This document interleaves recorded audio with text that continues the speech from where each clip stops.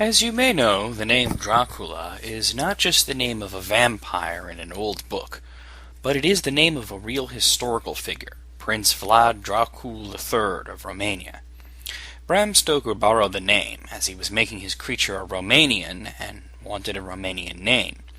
He chose Dracula because he was considered a fairly obscure character at the time, and he's the sort of character you could believe to be a vampire. In Bram Stoker's Dracula, Francis Ford Coppola altered the story so that Dracula was not just a character inspired by Vlad, but he actually was Vlad. Due to the popularity of the books, movies, plays, and such, Vlad is not really such an obscure figure in history anymore. Many people have taken an interest in his life, especially as truth can be stranger than fiction, and the real Vlad committed very real acts of horror during his reign.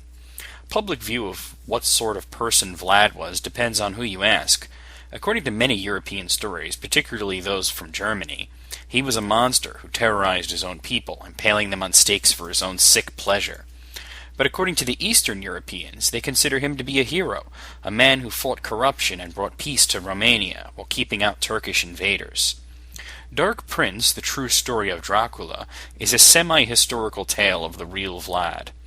It mostly follows the Eastern European standpoint that Vlad was dedicated to peace, and though his measures were harsh and bloody, he achieved his goals and Romania was better off from it. Though his methods of torture and gruesome execution drove his own family apart, as his wife discovered this and went mad, later killing herself in front of Vlad because she believed that he had already died. If you're at all familiar with the reliable historical accounts, you've probably already realized that the film takes liberties with the history, the way many Dracula movies take liberty with Stoker's original narrative. The differences, including that Vlad was killed by his brother Radu, are mostly to make this more of a dramatic film. Though it is all based on a true story, it's definitely a fictional account and should not be taken as a historical documentary. The film's largest weakness is not its deviation from historical fact, however, but its acting. To give you an example, the King of Hungary is played by Roger Daltrey. It's clear that the film's budget did not allow for a great cast, and at times it really shows. The film isn't bad, but it does come off as rather low rent in its quality and production values. If anything, if I saw this on TV, I would have assumed it was a fairly entertaining TV movie. I never would have assumed it got a full theatrical release.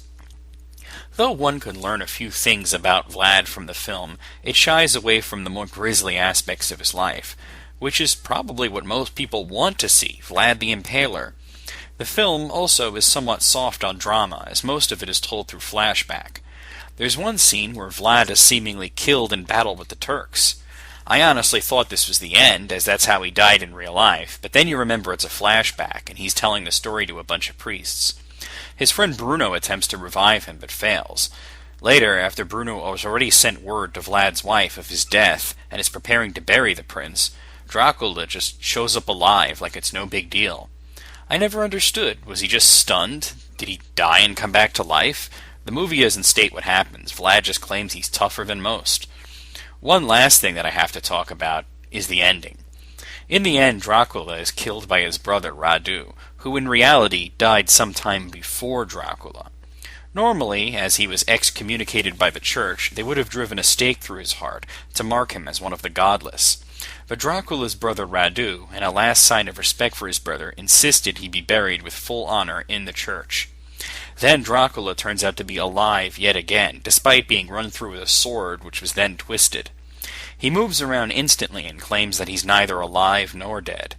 So, though it presents itself as based on a true story and a historical account of the real Dracula's life, the filmmakers just couldn't resist adding in at the end that he's a vampire, or at least undead in some way. All in all, if you're going to watch this film, you shouldn't expect too much. It could have been fantastic, but really wasn't good enough to warrant a full theatrical release, instead being more of a direct-to-video or TV quality. It's not terrible, but it's definitely below average, and for that, I give it a 4 out of a possible 10.